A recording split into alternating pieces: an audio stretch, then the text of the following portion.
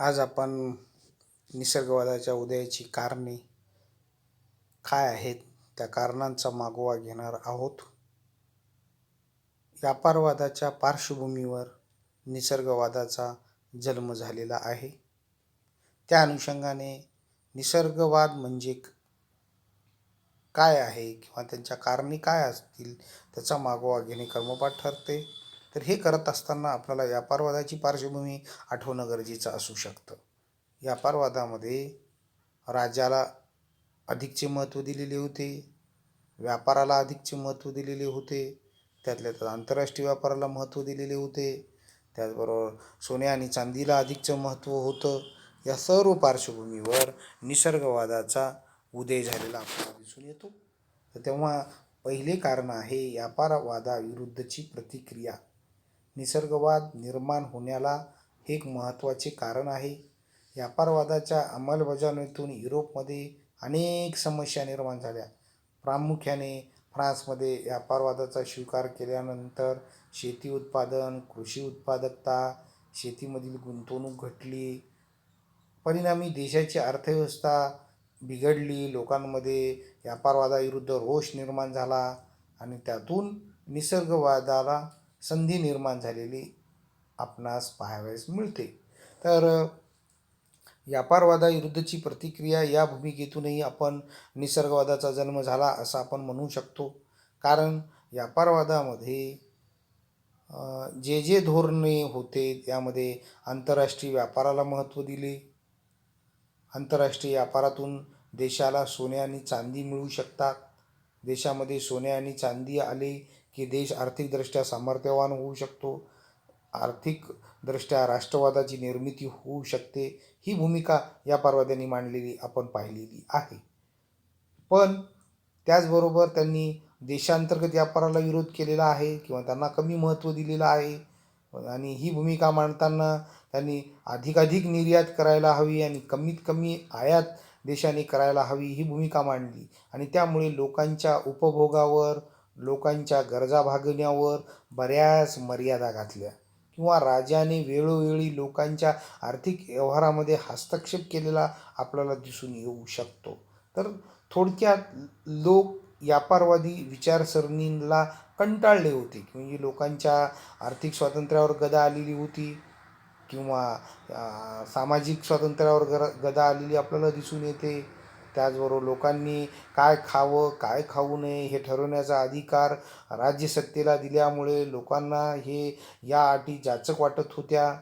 त्याचबरोबर माणूस हा मूळतः स्वच्छंदी आहे किंवा सारासार विचार करणारा आहे आणि तो स्वतंत्र जीवन जगण्याची भूमिका ठेवत असतो. आणि या प्राप्त परिस्थितीमध्ये व्यापारवाद्यांनी लोकांचं स्वातंत्र्य हिरावून घेतलं होतं आणि हे लोकांना स्वातंत्र्य हिरावून घेणं अवघड गेलं आणि त्यामुळे त्यांनी याला प्रचंड विरोध केला. आणि या विरोधाच्या भूमिकेतून व्यापारवादाला विरोध झाला आणि या व्यापारवादाच्या विरोधातून निसर्गवादी विचारसरणी देशामध्ये रूढ होण्यास संधी निर्माण झालेली आपल्याला दिसून येते. त्याच्यानंतर दुसरा मुद्दा आहे फ्रान्समधील शेतीकडे दुर्लक्ष. आपण पाहिलेलं आहे की कोणत्याही अर्थव्यवस्थेमध्ये 3 विभाग असू शकतात. एक शेती क्षेत्र, दुसरा उद्योग क्षेत्र आणि तिसरा सेवा क्षेत्र. या तिन्ही क्षेत्राचे मिळून त्या देशाची अर्थव्यवस्था तयार होत असते. त्या देशाच्या राष्ट्रीय उत्पन्नामध्ये या तिन्ही क्षेत्राचा वाटा महत्त्वाचा असू शकतो. तर फ्रान्समध्ये प्रामुख्याने शेतीचा वाटा अधिक होता किंवा फ्रान्स हा देश कृषीप्रधान होता. पण या कृषीप्रधान देशाने इतर देशाची कॉपी करून किंवा तिथले ध्येय धोरणे राबवून इतर देशांनी जो व्यापारवाद स्वीकारला होता तो जशास तसा व्यापारवाद फ्रान्सच्या लोकांनी सुद्धा स्वीकारला. यामध्ये प्रामुख्याने आघाडीवर होते त्या काळचे फ्रान्सचे व्यापार मंत्री कोलबर्ट. आणि त्यांनी कोलबर्टने या आर्थिक विचारांमध्ये व्यापारवाद पूर्णपणे स्वीकारलेला आपण पाहिलेला आहे. तर त्या काळामध्ये मग शेतीकडे पूर्णतः दुर्लक्ष झालं. मूळतः फ्रान्स हा देश कृषीप्रधान होता, पण अशा कृषीप्रधान राष्ट्रामध्ये सुद्धा शेतीकडे लक्ष द्यायला हवं होतं, पण त्यांनी शेतीला दुय्यम स्थान दिलं आणि प्रथम स्थान हे आंतरराष्ट्रीय व्यापाराला दिलं, विदेशी व्यापाराला दिलं. कारण विदेशी व्यापारातून देशाला सोनं आणि चांदी मिळू शकतं आणि देशात सोनं आणि चांदी वाढलं की देश आर्थिकदृष्ट्या सामर्थ्यवान होते. ही व्यापारवादाची भूमिका होती. जसं आपण म्हणतो की भारत हा सुद्धा आजही कृषीप्रधान अर्थव्यवस्था आहे किंवा कृषीप्रधान राष्ट्र म्हणून भारताकडे आपण पाहतो. तेव्हा मग आपण इंग्लंड किंवा अमेरिकेसारखे ध्येय धोरणे किंवा आर्थिक धोरणे जशाच तसे आपल्या भारतामध्ये राबवणे शक्य होणार नाही. जर आपण तशाच तसं राबवण्याचा प्रयत्न केला तर आपली अर्थव्यवस्था नष्ट होऊ शकते. म्हणून आपण आपली अर्थव्यवस्था कृषीप्रधान आहे, ती कृषीप्रधान अर्थव्यवस्था आपण जोपासायला पाहिजे. ही भूमिका आजचे अर्थतज्ज्ञ सुद्धा मांडताना दिसून येतात आणि म्हणून ही अर्थव्यवस्था आपण कृषीप्रधान असल्यामुळे 2008ची जी आर्थिक मंदी आली जगामध्ये, ती भारताला त्याची जास्त झळ पोहोचलेली दिसून येत नाही. तर हे त्यामागचं कारण आहे. म्हणून स्वतःची वेगळे भूमिका घेऊन आर्थिक धोरणं राबवायला पाहिजे. पण या फ्रान्समधल्या लोकांनी जशास तसं विदेशी तंत्रज्ञान, विदेशी आर्थिक धोरणे आपल्या देशामध्ये राबवण्याचा प्रयत्न केला आणि त्यामुळे शेतीकडे दुर्लक्ष झालं.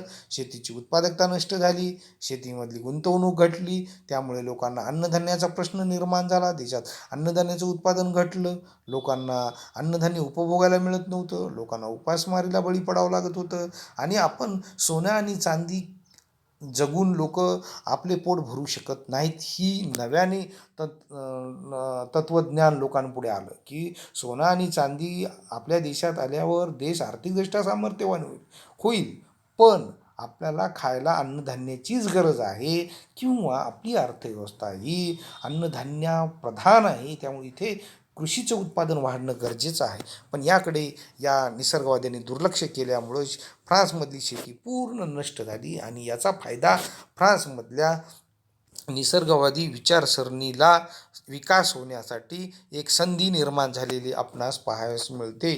त्याच्यानंतर तिसरा मुद्दा आहे की बेजबाबदार राज्यपद्धती.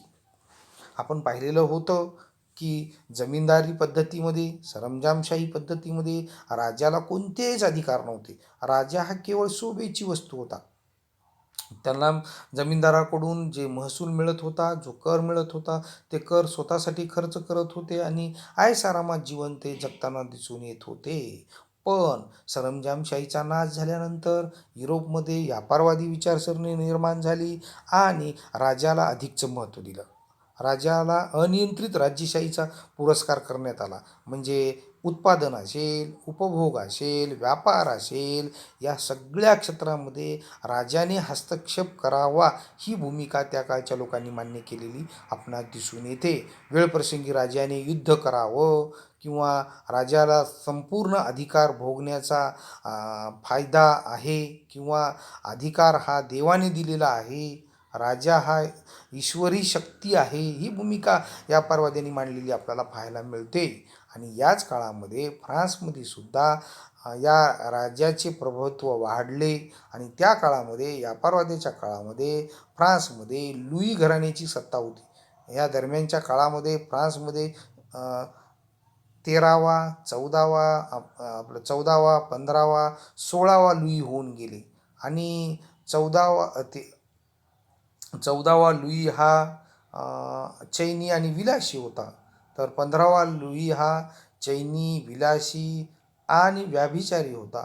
तर त्याच्याही पलीकडं पुढे गेलो तर 16वा लुई हा चैनी, विलासी, व्याभिचारी आणि मूर्खही होता. असं म्हटलं जातं की 16व्या लुईने त्या काळामध्ये एक उपक्रम हाती घेतला आणि त्यांनी आपली जुनी कुलप दुरुस्त करण्यासाठीचीच आपली संपत्ती वाया घातलेली आपल्याला दिसून येते. त्याचबरोबर 16व्या लुईची जी राणी होती तीसुद्धा उधळ्या स्वरूपाची होती किंवा तिलाही कोणतेही सेन्स नव्हते. एकदा काय झाले की लोक उपासमारीला बळी पडत होते म्हणून त्यांनी राजवाड्यावर मोर्चा काढला आणि म्हटले की आम्हाला ब्रेड खायला द्या. तर तेव्हा या राणीचं एक उत्तर होतं की तुम्हाला ब्रेड मिळत नसेल तर तुम्ही केक खा. म्हणजे आजच्या भाषेत म्हणायचं झालं तर काही समाज बांधवांनी किंवा समाजांनी किंवा शेतकऱ्यांनी राजाकडे किंवा देशातील सरकारकडे मोर्चा केला, संप केला आणि सांगितलं की आम्हाला जीवनावश्यक गरजा पूर्ण होण्यासाठी किंवा आम्हाला पोळी भाजी मिळण्यासाठी अ, तरतूद करायला हवी. तर तेव्हा त्या राजाने सांगितलं तुम्ही पेढे खा किंवा पुरणपोळ्या खा. अशी भूमिका जर मांडली तर ती विकृती दिसून येऊ शकते. लोकांना जर ब्रेडच मिळत नसेल तर केक खाण्याचा काय प्रश्न आहे? तर इतके हे विलासात जीवन जगताना दिसून येतात राजे आणि त्यामुळे लोकांना या राजेशाहीचे निर्बंध अडचणीचे वाटू लागले, लोकांना त्रासदायक वाटू लागले आणि राजालाही जनतेबद्दल आपुलकी निर्माण झालेली राहिली नाही. लोकांना हे असह्य झालं जीवन जगणं आणि म्हणून राजाचं महत्त्व कमी व्हावं या भूमिकेतून त्या काळामध्ये व्यापारवादाला विरोध करून एक नवीन विचार प्रणाली फ्रान्समध्ये रूढ झाली आणि ती म्हणजे निसर्गवादी विचारसरणी. म्हणजे निसर्गतः माणूस हा स्वच्छंदी आहे. राजाने किंवा सत्तेने किंवा शासनाने त्याच्यावर कोणतेच बंधने आणू नये आणि बंधनं आणली तर त्याचं जीवन बंधनात जाईल आणि म्हणून त्याला जीवन जगताना अनेक अडचणींना सामोरे जावं लागेल. केवळ राजाने फक्त लोकांच्या संपत्तीचे आणि जीविताचे रक्षण करावे. इतर अर्थव्यवस्थेमध्ये हस्तक्षेप करण्याची गरज नाही. म्हणून मुक्त अर्थव्यवस्था असेल, खुली अर्थव्यवस्था असेल किंवा याप्रमाणे लोकांनी जीवन जगायला पाहिजे या भूमिकेतून निसर्गवाद निर्माण झालेला आपल्याला दिसून येतो. आणि त्यानंतरचं चौथं कारण आहे जुलमी कर रचना. फ्रान्समध्ये आपण पाहिलेलं होतं की राजाला अनियंत्रित सत्ता दिलेली होती. राजाकडे अधिकार मोठ्या प्रमाणात होते आणि यामध्ये फ्रान्समध्ये प्रामुख्याने शेती व्यवसाय हा मुख्य होता आणि शेतीकडे दुर्लक्ष झाले. शेतीचं उत्पादन घटलं. पण राजाचा, सरकारचा खर्च भागवण्यासाठी जो कर लावायचे असतील ते सगळे कर व्यापारावर लावण्याऐवजी शेतीवर लावले आणि शेतीमध्ये सुद्धा जवळपास 2/3 जमिनी ह्या या जमीनदाराच्या किंवा धर्मगुरूंच्या होत्या आणि त्यांना पूर्णपणे करामधून सूट दिलेली होती. फक्त 1/3 जमिनी ह्या सर्वसामान्य शेतकऱ्यांच्या होत्या आणि त्याच्यावर मोठ्या प्रमाणात कर लावले होते आणि म्हणून सर्वसामान्य शेतकऱ्यांचं आर्थिक शोषण होताना दिसून येत होतं. त्याचबरोबर हे झालं शेतकऱ्याच्या संदर्भात. कृषीच्या संदर्भात मोठ्या प्रमाणात कर लावल्यामुळे जीवन जगणं असह्य झालं आणि त्याचबरोबर इतरही कर सर्वसामान्यावर होते जसे की वाहतूक कर असेल, मिठावरील कर आहे, धर्म कर आहे, सरदाराचे कर असतील आणि याशिवाय इतरही करांचा बोजा सर्वसामान्य जनतेवर पडलेला दिसून येतो आणि लोक हे या कराला कंटाळले होते. म्हणजे कारण कराचं ओझं सर्वसामान्य लोकांवर पडल्यामुळे त्यांना जीवन जगताना अनेक अडचणींना सामोरे जावं लागत होतं आणि त्यातून मार्ग काढण्यासाठी म्हणून लोकांनी या व्यापारवादी विचारसरणीला दूर करण्याचा प्रयत्न केला आणि लोकांमधला जो असंतोष आहे तो असंतोषाचं रूपांतर हा निसर्गवादी विचारसरणी रूढ होण्यासाठी कारणीभूत ठरलेला दिसून येतो. आणि त्यानंतरचं शेवटचं कारण आहे, पाचवं कारण आहे की वैचारिक लाट. तर आपण पाहिलेलं आहे की व्यापारवादाच्या काळामध्ये बऱ्याच अडचणींना सामोरे जाण्यासाठी लोकांनी शिक्षणाचं प्रमाण वाढवलेलं दिसून येतं. लोकांनी शिक्षणाला जवळ केलं. फ्रान्समध्ये 14व्या लुईच्या काळात देशाबाहेरील ग्रंथ देशात येण्यास बंदी होती. पण पुढील काळात म्हणजे 15व्या आणि 16व्या लुईच्या काळामध्ये हे बंधनं कमी झाली आणि युरोपातल्या इतर राष्ट्रातील ग्रंथ, पुस्तके हे फ्रान्समध्ये येऊ लागले. लोक त्यांचे वाचन करू लागले. विज्ञान असेल, तंत्रज्ञान असेल किंवा तत्त्वज्ञान असेल, संस्कृती असेल याचं वाचन फ्रान्समधल्या लोकांना व्हायला लागलं आणि त्यामुळे त्यांच्यामध्ये समता, बंधुत्वता, स्वतंत्रता असे विचार रूढ व्हायला लागले. म्हणजे लोकांना जीवन जगताना या सगळ्या संकल्पनाचा विचार करण्याची गरज वाटू लागली आणि म्हणून त्या काळामध्ये लोकांनी दुसऱ्या देशातल्या तंत्रज्ञानाचा विचार केला, दुसऱ्या देशातल्या राहणीमानाचा विचार केला. त्या देशातलं राहणीमान सुधारलेलं असेल तर आमचंही राहणीमान सुधारायला हवं, आमच्याही लोकांमध्ये समता यायला हवी, बंधुता निर्माण व्हायला हवी, आम्हालाही जीवन जगताना सुसंस्कृतपणा आमच्या जीवनामध्ये यायला पाहिजे. ही भूमिका त्या काळाच्या वैचारिक लोकांनी मांडलेली आपल्याला दिसून येते. कारण लोकांना खरे खोटे सत्य असत्य ह्या सगळ्या बाबतीतलं ज्ञान युरोपातल्या इतर सुधारित देशाकडून मिळायला लागलं. आणि हे कारण त्या काळामधल्या मध्ये किंवा त्या काळातल्या फ्रान्समधील लोकांमध्ये खऱ्या अर्थाने निसर्गवादी विचारसरणी रूढ होण्याला कारणीभूत ठरलेलं दिसून येतं. आणि म्हणून आपला देश विकसित झाला पाहिजे, लोकांना जीवन जगताना अडचणींना सामोरे नाही जायला पाहिजे, राजाचं लोकांच्या दैनंदिन जीवनात येणारे अडथळे कमी व्हायला पाहिजे, ही भूमिका मांडून त्या दृष्टिकोनातून लिखाण या फ्रान्समध्ये झालेलं आपल्याला पाहायला मिळतं.